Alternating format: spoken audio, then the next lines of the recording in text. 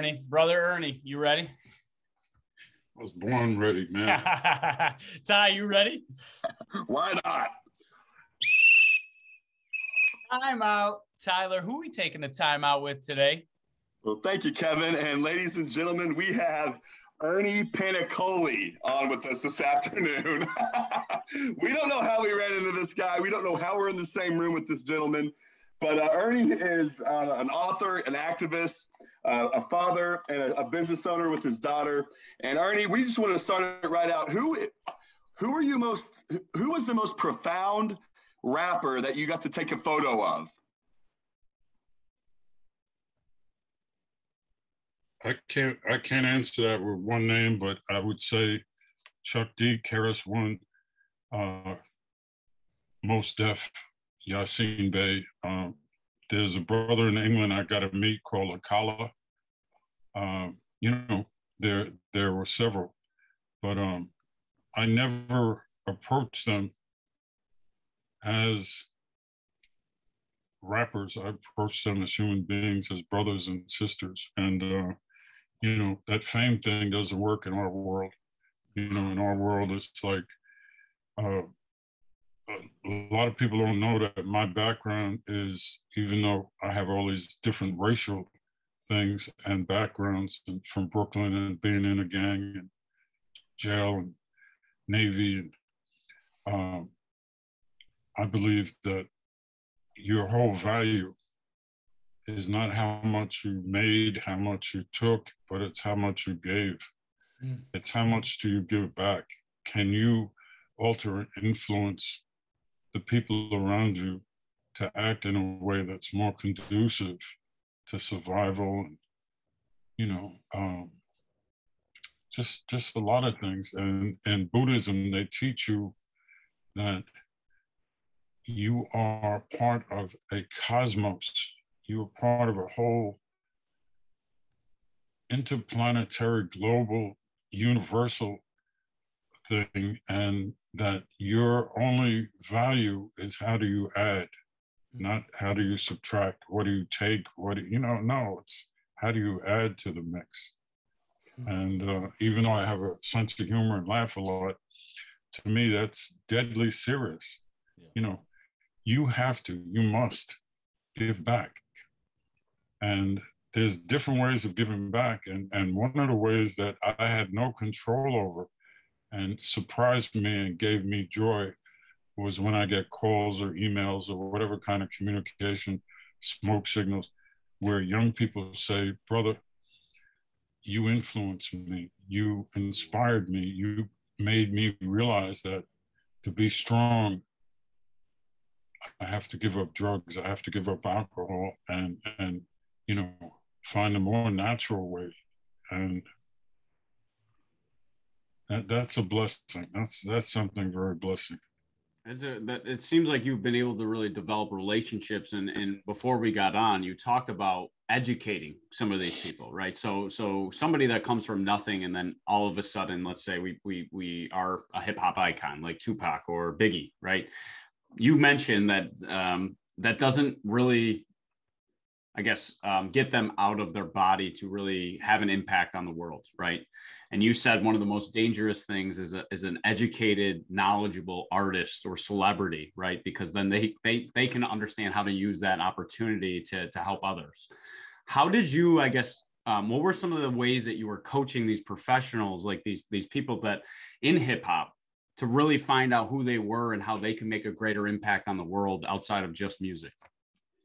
I had the conversation with Nas. I had the conversation with Tupac, and Tupac seemed very, like he was listening and not listening. And then shortly afterwards, I heard a song where I told him and Nas and a lot of these artists that you have an album, it's 90 minutes long. And you have to follow the Rastafarians where they talk about, getting laid and smoking weed and all this crazy shit. But always on that album, there's 1 minute that give back to the people and 1 minute they give back to Jah. So I said, you could have 89 minutes of bullshit, but give 1 minute back to your people. So one day I'm listening to Tupac, and there's a line in there which stabbed me in the chest. It said, "They got money for war and can't feed the poor." And my mind exploded because he had listened in between all the bullshit on the album. He's saying they got money for war and can't feed the poor. You can't unhear that. We just spent 20 years in Afghanistan, and now they're talking about they can't help the survivors of these different hurricanes, and you got to fill out a phone book full of information to get a quart of milk for your baby. No. And with Nas, we had the conversation, and again, he looked like his mind was somewhere else. I was cool with that. And then one day I turn on the TV and see him with a bunch of kids, and they're playing a piano, and the song is called "I Know I Can Be What I Want to Be If I Work Hard at It." You know, and it's all about self-empowerment of these kids. So whether it was my input or not, you know, I've had conversations with KRS-One, I hear that same conversation in the song. What I'm saying is I can reach a limited amount of people. And I tell these rappers, you can reach tens of millions. So like Gil Scott-Heron said, which was so beautiful, he has a song called "Message to the Messengers." And I can't reach 10 million people, but these rappers can. So I plant a seed in their ear, and it comes out of their mouth and it goes into the ears of all these kids. So that's how I do it. You're just making an impact everywhere, and you're talking about millions of people listening to that song. And I'm a big Bob Marley fan, right? He talks in his music about how music has a way to bring people together and find that common ground, and understanding. One of the things that we see in music, right, is how influential and how it's like talking and bringing up current events, right? Things that are happening, like you mentioned, war. And a lot of times hip hop is not known for that, right? If people don't listen to hip hop, they think that it's all about guns, sex, drugs, cars, whatever it might be. But really, they're artists at the end of the day. And you being an artist, a photographer, right? I'm sure there was other photographers in the room sometimes when you were taking photos of these hip hop artists. But why did you think it was so important to take the activist side of your artwork? I didn't ever consciously think of that. I go back to when I was a kid. We were poor, we were on welfare. I was basically a kid that would have been relegated to the dust heap or jail. And when I'd come home from school, my mother would say, "What did you learn today?" And I would tell her, and she said, "That's bullshit." You know, and she would break down all the different lies. You know, Columbus discovered America. That's like me discovering your TV. I went in his house, I discovered it, you know, or me going into your bedroom and discovering your wife. Or discovering your car. I can't go to court and tell Your Honor I've discovered it. Yeah. He's going to give me 5 more years for being a dumbass and a wise ass. So, you know, that you multiply that. Every day I go to school and every day I come home. And actually my education ended in the 6th grade. Wow. I went to school. I did a couple of years in college, did all that, but my actual education ended in the 6th grade. One day, the teacher got up and I was in a class with 35 kids. It was hot, we were sweaty, we were hungry. And, you know, our minds were elsewhere. And the teacher gets up and draws something on the board and says, "Energy can neither be created or destroyed." And my mind just, my ears came back, and all the rest of the kids were still in daydreamingville. You know, they were picking their noses or, you know, scribbling. And I said, "How is that possible? What do you mean energy can never be created or destroyed?" And she said, "Energy just is. It can be changed into different forms. You know, it can light a light bulb, it can power a boat. You know," she said, "but energy," right there, 6th grade, that was it. And all I did for the rest of my life was try to figure out what energy was. And then in the 60s, we heard the expression of good energy. They called it good vibes, but it was basically the same. And when I started studying martial arts, I see these little skinny guys, man. I could beat them with my blindfolded with one hand. And they're throwing people through the air that are bigger than me. And I'm over 6 foot tall. And I'm like, what? And then I realized it's energy. And then I listen to music and I say, how could that little skinny guy, whether it's Sinatra or anybody, how can they, be considered so great around the planet? Again, it's energy. And then, you go watch a movie and you see a person that's a spiritual force. And again, it's energy. So once we understand that we have energy and that we're the manifestation of energy, we can change everything around us. And we don't need, magic, a crystal ball or levitation. No, we have this energy. You as a father, you have a young child. What you're putting into that child, besides how to, eat and walk, and, you're putting energy into it. And depending upon where your energy is, it will involve the transmission of energy to that baby.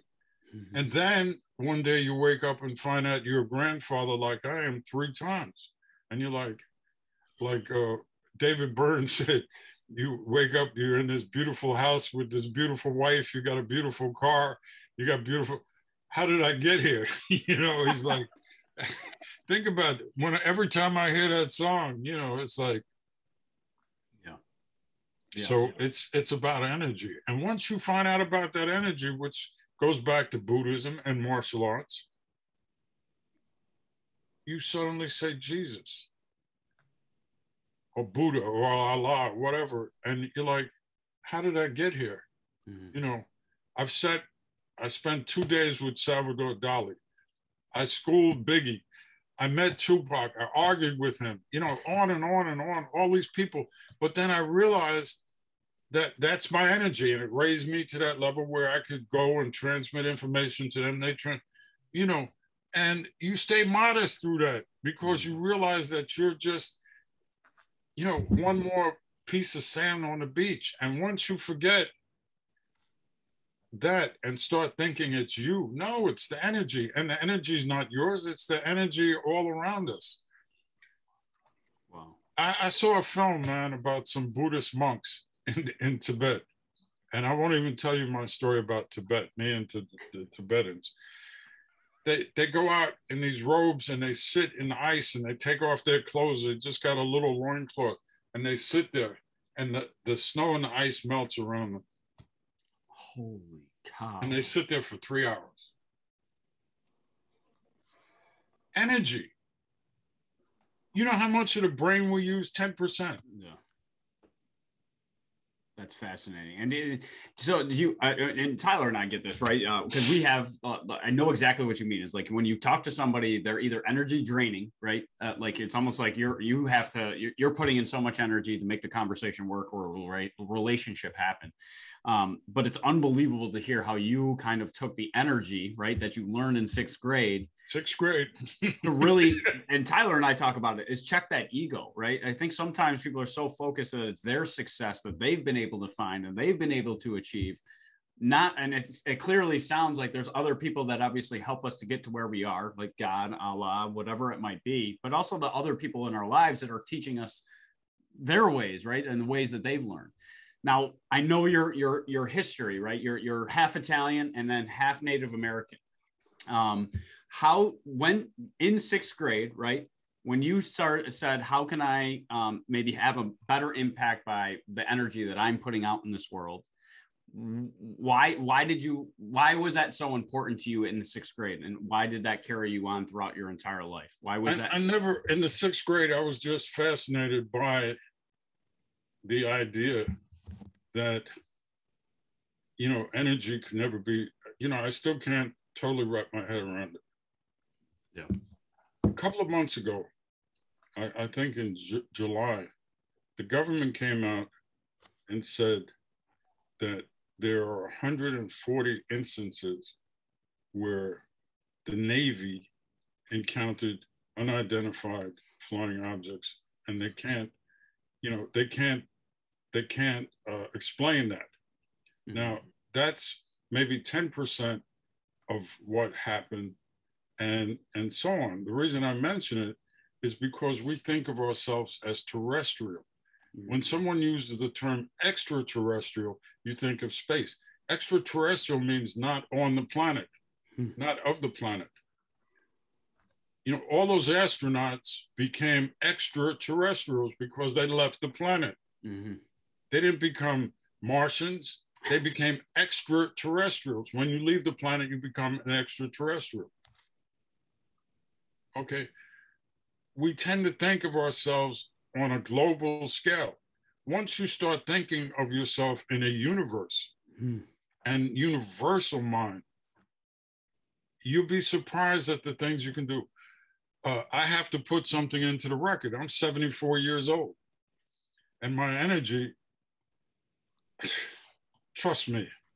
And again, it's about energy. And no, I don't, drink this milkshake or eat that vegetable or, no, it's not, no. It's internal. It's from here. There's three places: here, the mind, the heart, and the one you can't see, which is the soul. Mm-hmm.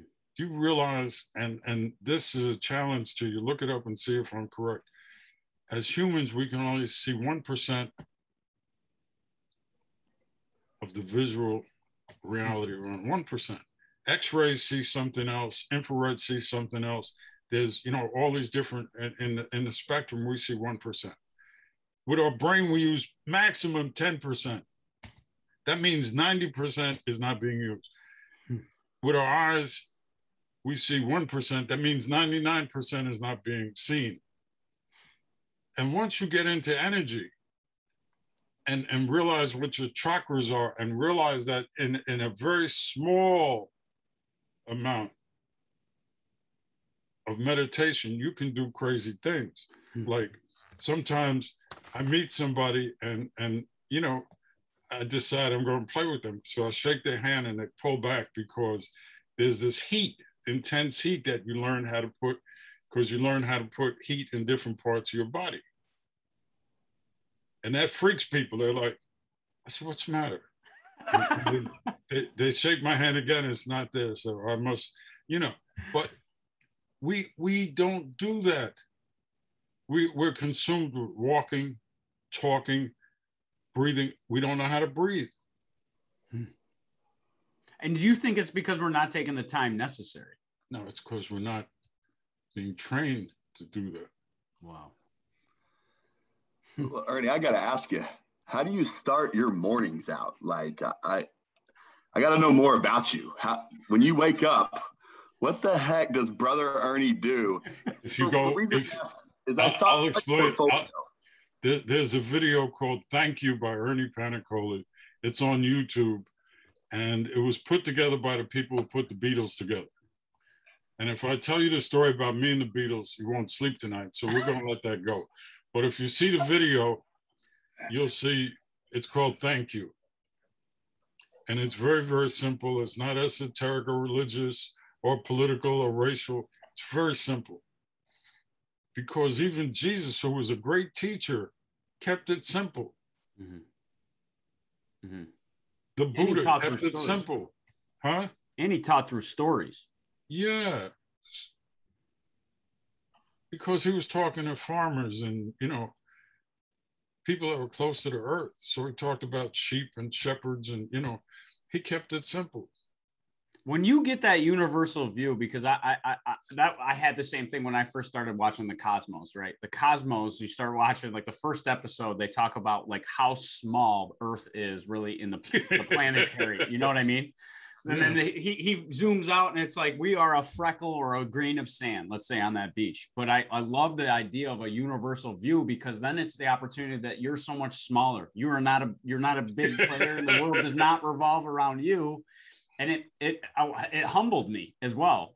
And I think that universal view is something that obviously then you started to educate these hip hop artists at all stages of life. I'm only 32 years old. I celebrated my birthday over the weekend. But I can honestly tell you every year I'm getting better as a person because I'm learning from mistakes and failures. What was one thing that you had to learn early in your career, right? As you're kind of having these conversations and these discussions and really probably seeing the uglier side of the media and the celebrity world. What was the one lesson that you can reflect back on, Ernie, that really you had to learn at that point in time in your life? Growing up, I didn't look like the other kids. And,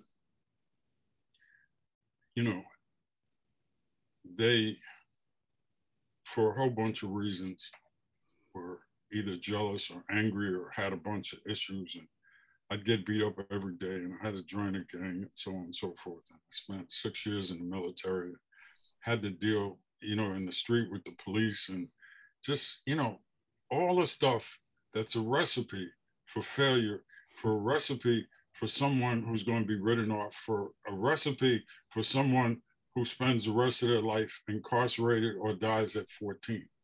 So the first thing I had to do was learn to laugh and smile. Even in hip hop, as big as I am, you'd have some kid come up to me and I'm over 6 foot and I'm 260 pounds. And, you know, sometimes they had 2 or 3 their little buddies with them and they were ready, you know. And I'd look them in the eye, get real close, which makes people uncomfortable. Really nervous, yeah. You know, I'd look them in the eye and I'd laugh and I'd say, wow, you really want to dance with me? You really, come on, man. You really. And, you know, like, I said, come on, man, there's other shit we could be, you know, we could do other shit, you know, come on, man. You really, but if you want, and I start taking off my watch and they start laughing and, you know, so I had to learn how to laugh. Mm-hmm. And I had to learn about the emptiness and the futility of violence. Mm-hmm. It doesn't mean I'm a pacifist, but it means that rather than confront or deal with this, you reimagine that energy. Hmm. Who taught you how to laugh? That's it. Excellent. Dave Chappelle. No. No, that's it. I think that when you are about to do something, in the Native community, we have an expression of being aware of 7 generations. And believe me, you can do things that reflect upon 7 generations into the future. And you may not realize it, but there are things that you can do which can influence 7 generations. And if a generation is 20 or 30 years, that's 210 years. So we talk about legacy. What do you want your legacy to be remembered for, Brother Ernie? Out of all those accolades, out of the 20,000 photos that are sitting up at Cornell right now, 22,000 that are online, and another 250,000 they haven't released yet, and another 150,000 they haven't seen. Oh, so one thing is that I'm prolific. The other thing, and I'll share this with you and your listeners, there is a secret, and there's a secret time. And that secret time is that few seconds to answer your question, which I didn't forget. How do I start off the day? Between, and I know most people in America don't know what dream time is. In Australia, the Aborigines know. They know where you go, they know what you do, they know what that is. Freud knew a little bit. Dreams. Jung knew a little bit. The dream between the time your spirit has gone and comes back into your body, and at night before you go to sleep, there's a period where you're going to sleep. There's a period when you're waking. That period, in the physical world, they call that the golden light. Well, that's a golden time. And if you just think about things, not negative things or positive things, just think. A lot of my photography, a lot of my ideas, I'm a painter. A lot of my paintings came to me in that period of time. I don't pick up a paintbrush and say, what am I going to do? It comes to me. I see the image and then I just copy the image. So what do I do in the morning? I just give up to that. And the first 2 words out of your mouth have to be the same as the 2 words at night. It has to be thank you. Wow. If you had the shittiest day in the world, if you got your ass kicked, if you lost your job, if your woman and your kids ran away, if the police are outside with shotguns, you get up, you say thank you. Because the story's not written yet. Wow. And before you go to sleep at night, say thank you. And that will take you into a different place. How'd you know I was going to ask you how you go to bed also, Ernie? That was literally my next question. You know, I'm really interested in how you wake up and how you go to bed. So it's by saying thank you in the morning, thank you in the evening. And I got to ask you to expand on that. Who the heck taught you that? I learned it. It came to me. And I'll tell you something else. One of the worst things, the most unhealthy thing that we do as a civilization here in the wilderness of North America is we go to bed at a certain time because we have to get up at a certain time and we have to do. Once you get into being liberated enough where you don't have to follow the clock, you go to sleep when you are tired. You wake up when you wake up. You eat when you are hungry. We eat at 8 o'clock, that's breakfast, noon, 6 o'clock. No, we're following the clock. We're not following our rhythms. Once you change that rhythm, shoot. And it doesn't mean, and I got to warn everybody, it doesn't mean that people are going to like you. It doesn't mean people are going to love you or respect you. It doesn't matter. They have to deal with their vortexes. You have to deal with yours. You have to deal with your reality and you have to deal with that peace. And I've walked into meetings and, you know, people like, you know, and I won't be dressed like this. I'll be dressed nondescript, but they feel it. Yeah. You know, I remember getting on a train 3 o'clock in the morning in Brooklyn and there were 3 cops there. You know, they got guns and, you know, all that. And they looked at me and they're like, and I just sat there like this and smiled. And it just threw the, you know, it just threw the whole, you know, so I understood a thing called presence. That's what I was going to want to ask you as well, to kind of school Kevin and I on being present as well as your presence. Because for me, I just want to take a little time. The more present I am, the more I don't care about that time that you speak of. And I really freak people out, Ernie, Brother Ernie. I'll say, I really don't believe in time. You know, that doesn't mean I'm showing up late or arriving early, but whatever, not that kind of time. But once I'm engaged spiritually, soulfully with somebody, I could give a crap about time, Ernie. And I just would love to know your thoughts, your insights. School Kevin and I on your presence and being present, if you could. A lot of women have never been kissed.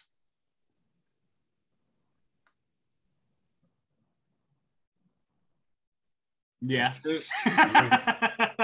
kissed when you need something, or they're kissed when you want something, or they're kissed to thank them for something they did for you. Okay. So once you learn how to kiss, and kissing is a supreme thing.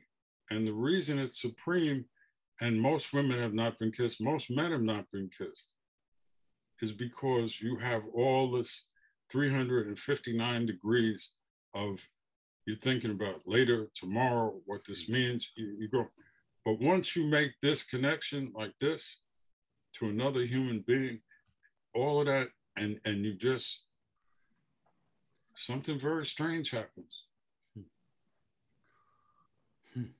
And I don't say that to talk about sex. this is beyond sex. This is communion. This is two human beings, two souls. So most women have never been kissed. And when you kiss them, it creates a lot of different things. And, you know, they have relations mentally with their fathers, with their children, with their teachers, with their parents. When you kiss a woman, all of that melts, and they've never been there before. It's a little bit frightening, a little bit scary, a little surreal, but it's addictive. And I think during the pandemic, Tyler and I talk about all the time is that individuals finally had time. There was less distractions, no sporting events, no concerts, no anything, right? So we finally had a time to, I guess, to hit the pause button in our own lives. And now we're starting to hear things, Ernie, like people are changing jobs, or they're totally like just retiring earlier from one career that they've been in their entire life. So having the time, right, and that universal view to take the opportunity to step back and really see what's important. And you mentioned the North American forest. In most cases, we're slaves to our careers, right? We're slaves to needing benefits, health and benefits. We're slaves. And you talk about the slavery mentality almost in hip hop as well, right? That under a record label, they want you to act a certain way. You can't say certain things. How did you get hip hop artists comfortable with finding who they were, not who everybody else wanted them to be? How did you help them to find out who they were as a person or individual? Because everybody around them was spinning. Everybody else. And here they see me, and they're looking at all the people spinning and talking and jumping. And here's this one cat. And, you know, the other people get attention because they're loud, they jump. And here I am. And that stillness, you know, at some point, they're looking all up. Wow. I've had guys that come up to me, who are you? You know, what are you about? I'm the simplest cat in this room. You know, everybody else is complicated, brilliant, amazing, famous, legendary, all that. I'm just sitting here watching and listening. And I go back, you know, and that disturbs people. I remember once, and this goes back to 71. I was at this place with one of my teachers, and we had a thing where you could come in and get free food and look around and see, you know, and all these people, everybody was coming in, they were getting some food or, you know, a drink or whatever. And we had people break down and start crying. And you go up and hold them, and, you know, we didn't ask why they were crying. We knew why they were crying, because everybody's outside. There's all this, and here's everybody just. I'm not talking about singing and, you know, having a little ponytail. You know, I'm not talking about the Hare Krishnas. I'm talking about what we were doing. Okay, we weren't, you know, doing any of that. It was just the stillness, and sometimes the stillness can be perceived different ways. You can be scared of it. Like, why is this cat? He must be stoned. You know? He hasn't moved in an hour now. Yeah, you know, there's all this stuff going on that, you know, girls showing this and that, and they got this, you know, and you're like, unfazed. Well, not unfazed. It's just, you know, we just see it as more noise, you know, visual noise. And, you know, if they realized how beautiful they could be, like they got this new thing now where the girls have eyelashes like this, you know, and they, you know, I'm looking at the transformation of women, young women, older women, and I'm looking at the guys, you know, and I'm seeing like they're really trying hard. If you go into the forest and see the birds, they grow, you know, crazy feathers and colors, and the reason they do that is to attract a mate. So I'm asking myself, okay, I know why she's got those eyelashes that are as long as my finger, but what's in his mind that's drawing him to that? And what can they possibly have together? Mm-hmm. What can they possibly, and what kind of children will they have? Mm-hmm. And how clueless will the children be if the parents, you know, are linked into that? Well, yeah. Now you see social media with all those filters and things, and it's an altered, Yeah. an altered reality that they're creating.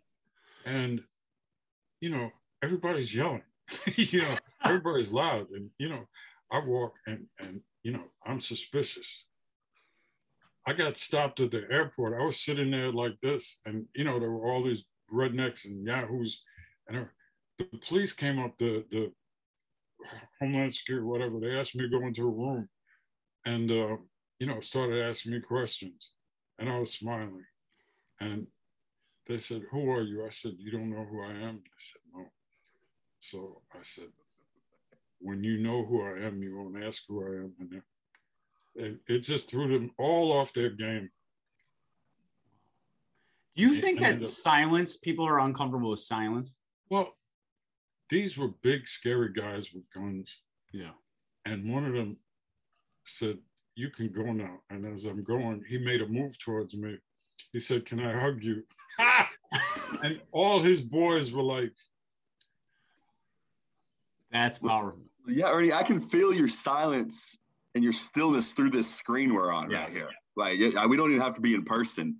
And for some reason, I caught that when I was on your website. I was like, oh my God, Kevin, we're about to get the man on in about 8 minutes. We're getting some guy who's been there, done that, and knows a lot more than us. And you do. You know, I was so excited to ask you about Biggie, Tupac, whomever. I'm more excited about you, Brother Ernie, than any of those fellas right now. And I wanted to hit you up about fear. How do you deal with fear, and what have you learned? I'm just trying to suck every inch out of this interview about how to make Kevin and I better, to be honest, and others that will give to, like we talked about giving. But how do you deal with fear, please? Okay.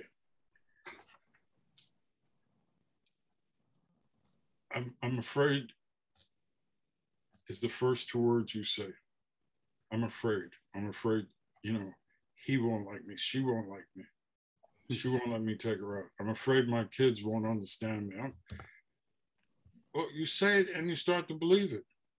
The truth is, from the third grade on, you don't give a shit if anyone likes you. That's number one. Don't care.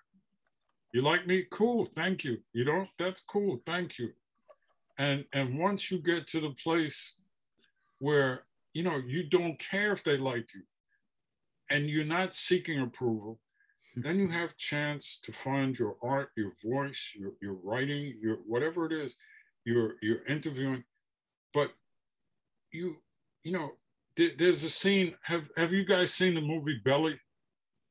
Long time ago. Yeah, that's probably, I'm thinking 10 years ago, maybe. Yeah. Okay. There's a scene where DMX is in a room with Rankin Louis, who is an older guy, Jamaican hardcore gangster. And he's trying to work with Rankin Louis, and he's telling him, you know, he wants to, you know, be part of his drug trade, all that stuff. And Louis doesn't really like this guy and doesn't really trust him because he's too loud, too erratic. And DMX says to him, he says, "Unless you're scared."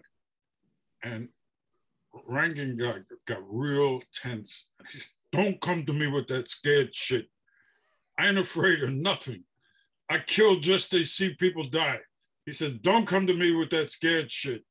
And, you know, it's the first time that somebody had thrown him off. And he was, you know, "Don't come to me with that scared shit." And even though it was kind of, you know, it made sense. If you get scared, why do people see horror movies? To get scared. Mm-hmm. You don't have to see a horror movie. Go walk down the street. Yeah. Yeah. If you turn on CNN, all it's about is fear. Exactly. MSNBC and Fox News is the greatest because they're just, all black people are bad, all brown people are worse, you know, Muslims are horrible, you know, white people are great, but, you know, I'm like, God, This whole thing is scared. Once you stop being scared, first, if you live 1 year or 100 years, you're going to die. You were born with a death sentence. There are very few people, and there are some, who have never died. There are those people that are here. There's a movie called The Holy Mountain, which goes into it. Once you realize if you live a year or 1,000 years,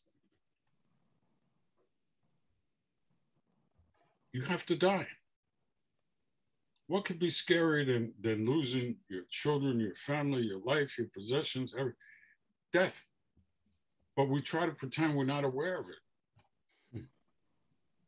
And then we say, how can we expand our life? So we start eating vegetables. You quit smoking crack, you quit drinking vodka or whatever, and you start sleeping more, and you start exercising, and you start going to the doctor and checking your blood pressure. But my friend, you say you're not afraid of the day when you meet death, but will you say it when the day arrives and you draw your very last breath? Oh, I see, you're only 23 and still think yourself quite young. Or perhaps you think you're immortal and that your heart will forever beat. But only fools try to change the rules in a game where death will cheat. You might gain a year or two, you might even gain up to 10. But sure as I'm sitting here talking to you, death will catch up with you in the end. My friend, why the look of terror in your eyes? I thought you weren't afraid to die. Or has your life been tainted and is slowly slipping you by? So, wow. And how do you keep that top of mind right there, you know, to really value life day to day on the day to day? Martial arts teaches you how to deal with most shit. Teaches you how to fall. It teaches you how, it teaches you how to block. And if you go into the indigenous martial arts, the Wu-Tang Clan, it teaches you how to deal with, again, the energy. It doesn't mean you're Superman, but it just makes life easier when you get two people and bump their heads together and they're laying there like, what the fuck just happened? So you carry that. That's why these kids all carry guns and knives and bazookas. And, you see those people January 6th at the Capitol. They went there with, of course they were scared. Mm-hmm. And they thought that somehow January 6th and being with other imbeciles would make them less scared. It made them more scared. I'm glad you asked that question, because dealing with fear is the essential. And it's part of being an artist. And once you become a true artist, you're not scared anymore. Nas should have been scared to do that song, I Know I Can Be What I Want. He should have been scared. And Tupac should have been scared to say they got money for war and can't feed the poor because the capitalist system is going to crush them and kill them. But he wasn't scared. Muhammad Ali should have been scared to say, I'm not going to Vietnam. He didn't have to go to Vietnam. He could have been there doing exhibition boxing and staying at the, once you get past fear and not ignore fear, but use that again as a form, back to the original word, energy. Mm-hmm. When did you get past fear in your life? Anytime I was confronted with death. I was walking into a job on 108th Street and Manhattan Avenue, 3:00 in the morning. I just come back. I was working the night shift. And all of a sudden, all hell broke loose. Shooting, like people running. And it's 3:00 in the morning. It's dead still. And this guy, he's shooting at people. And I'm going into the doorway. And he comes, he puts a 9mm to my head and shoots 3 times. And I should have been scared, but I wasn't. And I looked at him and I cursed at him and I laughed at him because his gun jammed. And he started to play with the gun, and just then somebody shot him in the head and his brains were all over my shirt. So I realized in the times that I've been in physical conflict, you don't have time to be scared. you're trying to separate yourself from that thing or that person or that, you know, fear is a cancer. Fear is terrible. And the way to get past fear is to realize you're not going to be here forever. And once you have a mission, either to be an artist or a teacher or an inspiration or a janitor, or drive a truck or deliver UPS, whatever you do, just do it with that sense of smile.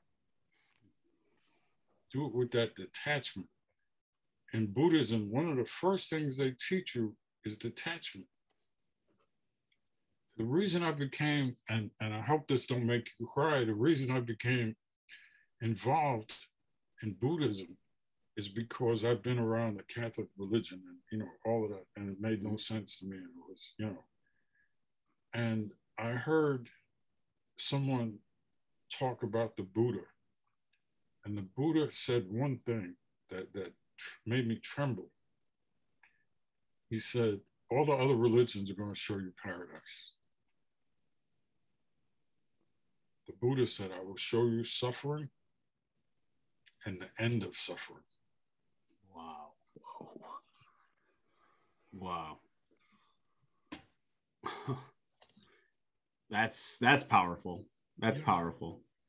And suffering comes from desire. I want a bigger car. I want a bigger house. I want more women. I want better sneakers. I want. And that takes that drains your energy. You can have all those things, but be detached from them. We think we own them. They own us because there's no satisfaction. And you want bigger and better and newer. I always think about that, Ernie, when think about my purpose or when other people are looking for their purpose. And one thing I've just grown into, I think I'm doing my purpose right here, right now, today. You know, I was always just thinking I wasn't good enough, or maybe my purpose is this or that or whatnot. And I almost think, like, whatever you're doing today, is there any way to make that your purpose, no matter what it is? Like, just to be, I don't know if the word content is right, but I think we're on this, or America at least is on this, like, go find your purpose kick. And I think 90% of the people, or maybe even more, maybe doing their damn purpose right now. Have you had any experience with people looking for their too much of purpose, and they probably are already doing their purpose? Or maybe can you dive into that? Yeah, you may not realize you just articulated perfectly an expression in Buddhism called every minute Zen. And the part of Buddhism that I've been addicted to or lived through since I was 13 is called Zen Buddhism. It's, you know, in Islam, you have the poetic part of Islam, which is the Sufis. The Sufis are the people that dance in a circle, but they wear, you know, a fez, and they wear these like dresses, and the guys dance and they do it for hours. But it's part of a prayer. It's also hypnotic. It's also creating an energy. And a Sufi, S-U-F-I. In Buddhism, they have Zen Buddhism, okay? And what you do is that everything that you do is a prayer. Everything that you do, you find joy in. If you're brushing your teeth, you laugh about it. If you're combing your hair, you laugh. If you're eating a sandwich, you ask yourself, where did this sandwich come from? Who made the bread? Where did the bread come from? If you're drinking water, think, where did the water come from? And then you start thinking about rain. Then you start thinking about clouds and how that happened. And your whole life is no longer consumed with Joe Biden or Donald. Life is consumed with joy. Mm-hmm. And they say, fucker, why you are so happy? You high? Yeah, I'm high. Yeah. You know, but it's simple, man. What you're talking about is the purpose. Your purpose if you're here, that's your purpose. Enjoy being here. I've had people say, I've worked at the same job for 20 years. I hate it. But they didn't have the courage to quit and just, again, that's dealing with fear. And it's dealing with the Buddha. I will show you suffering and the end of suffering. And the way you get past suffering is to enjoy everything around you. Not like a simpleton. He's sitting there on the corner giggling. There was a beggar down on Wall Street. This is a true story. And I saw him a few times, and he would sit down here. And he was a real chubby black guy. And he'd sit there. And people go by and put his hand out. And one day, I talked to the guy afterwards when he wasn't rocking.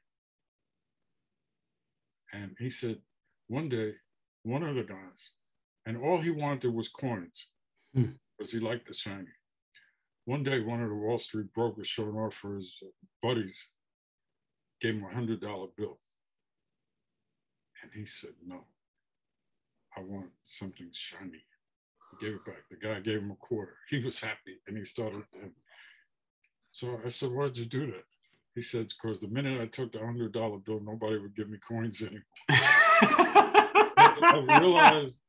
I realized he was a Buddhist. He understood. That was his job. He just sat there. Wow. And I said, why do you rock? He said, it feels good. So I sat there with him, and we were talking and rocking. Okay. So everyone, I'll tell you another story real quick. I went to Pennsylvania, to Philadelphia, and there was a room full of activists. And at a bookstore, it was an activist bookstore. And, they mentioned all these different people, political prisoners, all that was going to be there. And I was on the other side of town, and I jumped in a cab, and the cab driver, I asked him, are you from Ethiopia? He said, no, I'm from Eritrea, which is near Ethiopia, and they're at war with the Ethiopians. He said, what do you do? I said, I'm a writer, photographer. He says, okay. So we started talking. So I said, tell me about yourself. He says, nothing to tell. I drive a cab. I said, well, you come from Africa. How? For the next 40 minutes, he told me that he was a child soldier. He killed his first people at 14 because they came to his village, killed everybody, took the males as prisoners and made them. And he's telling me about how he killed, and that if he didn't kill these people, they would have killed him and, his friends. And he was a child. And so we get to the bookstore, and I get up there to speak, and I was like literally speechless, because I said, I came here tonight. I had a lot of things. I even had some things written down. I said, but I just had an experience, and it made me realize that whatever I was doing was minimal. And I talked about that cab driver. That was my, that was my talk. And whatever I had about the book, about photography, about, Jam Master Jay or Run DMC, or that shit no longer mattered. And I talked and engaged with the audience on the idea of child soldiers and murder and war in Africa. And, it went probably 100 times deeper than if I'd been talking about, what type of film do I use, or, which camera do I use, or, you transferred that energy. Yeah, you transferred that energy to the audience of your experience and what you had. And Tyler and I, and it's fascinating, Brother Ernie, because I always approach every conversation or relationship as to what does that person have to teach me, or what can I learn from this experience? Or and sometimes when we don't have that universal view, we focus on what we've done, right? Well, I did this today, I did that, I got this award, I got this accolade. And we really don't ask other people questions about their life to really start to understand and learn from. And it sounds like you've out of all the amazing things that you've done, that you still were moved that much by a taxi cab driver's story that you had to share with an audience that probably was ready to hear, well, what lens did he use for that particular shot? Or what was he thinking when he took this picture?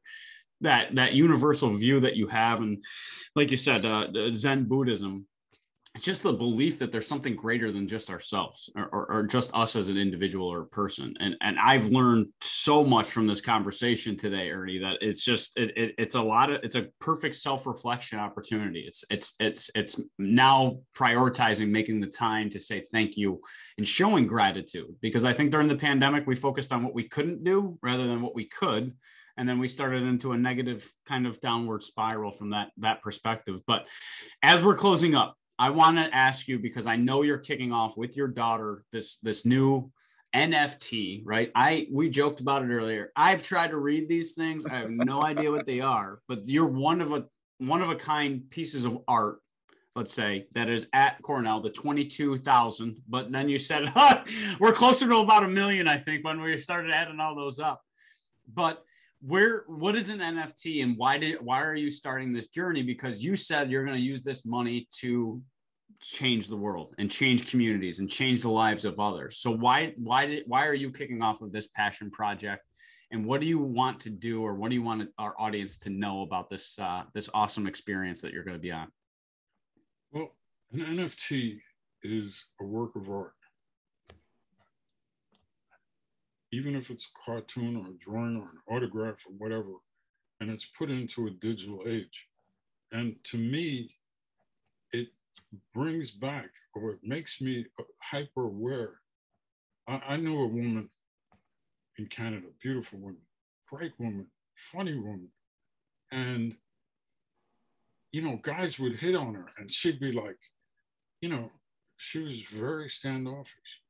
But that same guy would send her a text and she'd be on there all day, and she would, So I realized from her and from kids that I would talk to, people that I would talk to would barely engage with me. But if you talk to them through the internet, it's like they can't stop talking. And, it's like, so I realized we're in a digital world. And I have heard so much about NFTs. I thought it stood for no fucking time, but yeah, me too. I was like, what are these? and now, well, first you have to understand something. Art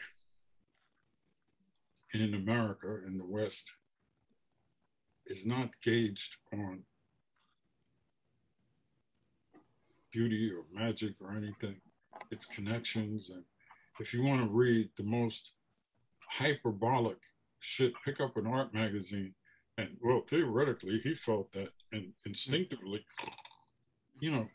and they decide that a work of art is good. If it's a telephone with a banana squashed on it, that's art. Okay. So this is just an extension of that. There's a guy who came up with a pet rock, and he made millions. He put a little rock in a pretty box. And so, all right, well, this is basically the same thing. My art has been out there in the marketplace for 40, 45 years. And it's been in museums and galleries and, everywhere, magazines, books, movies, whatever.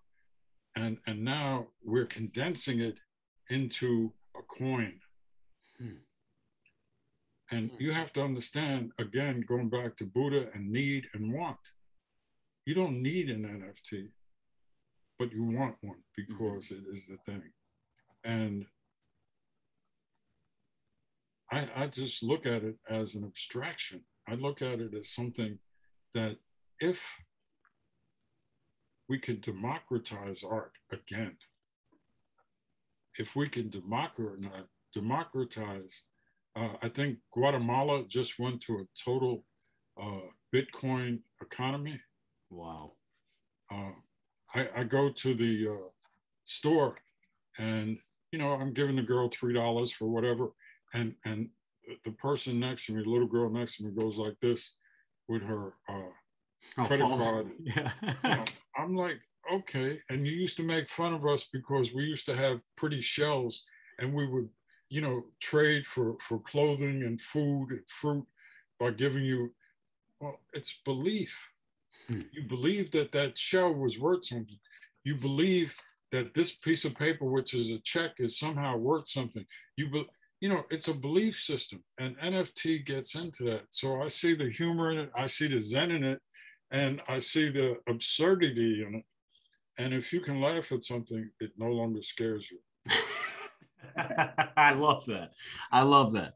Well, Brother Ernie, this has been an absolute treat. I cannot wait for our audience to have the opportunity to really learn about that universal outlook and harnessing your own energy, being cognizant of the energy that you're putting out, but also the energy that you're surrounding yourself with by your peers and your people and your influence.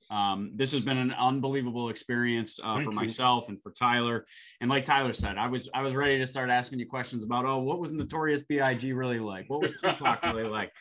But this was far more enlightening, right? I could have learned from that conversation. I could have gotten someone away from, that was a cool story they shared. But I think fundamentally you changed my perception on some things. And thank you for dispelling that energy that was neither created and that cannot be destroyed, because this was something that I'll never forget. So I appreciate it. And thank you so much for accepting to be a guest on Timeout with Leaders with Tyler and I.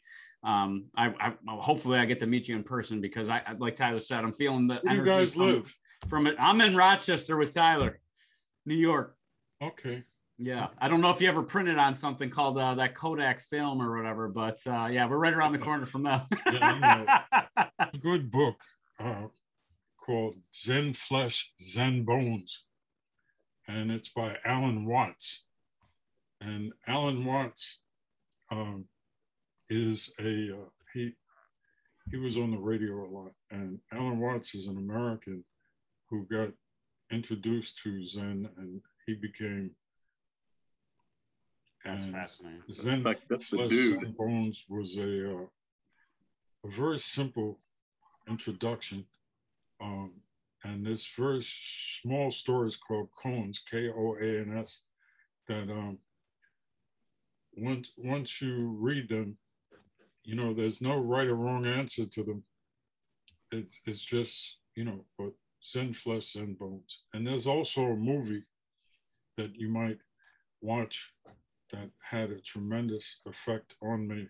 It's called El Topo, 2 words, E-L, capital T-O-P-O. And don't be critical. Don't be judgmental. Just watch and say, ask yourself, what's going on here? Mm-hmm. Why? How? And those things will help bring you somewhere. And I'm not advocating anything. I know what works for me. Mm-hmm. Mm-hmm. And one of the things is to laugh. The other thing is to put fear into perspective. I love that. I love that. And the other thing is, when do you sleep? When do you eat? When do you, you do all these things, Mm-hmm. I don't want to get graphic, but once you laugh and smile and not become distracted, but detached, instead of doing, okay, I'm going to do this and I'm going to get that, or this is going to do that. No, do it for the doing. The doing. The doing. The doing is the joy. Never mind the results, because you have no control over the results. It might be a earthquake or a volcano in downtown Rochester. The earth might split in 2, or aliens might come down and kidnap your babies, So don't worry about what happens. And that's called purity. That's where you're involved in the doing. When I take pictures, I don't say, oh, this will be in that magazine. No. Mm-hmm. First, I don't photograph furniture. If I'm going to photograph someone, I need to speak with them. I need to see, who they are, because that's what my camera does. It captures who they are. Wow. And once you separate yourself from the result and get into the doing, your doing changes. Mm-hmm. Everything changes. And this is not metaphysical or brilliant. I wish that I had thought of all this, but it's things that you learn. And you have to learn to laugh. And sometimes when you laugh, it breaks the ice, it breaks It breaks through barriers.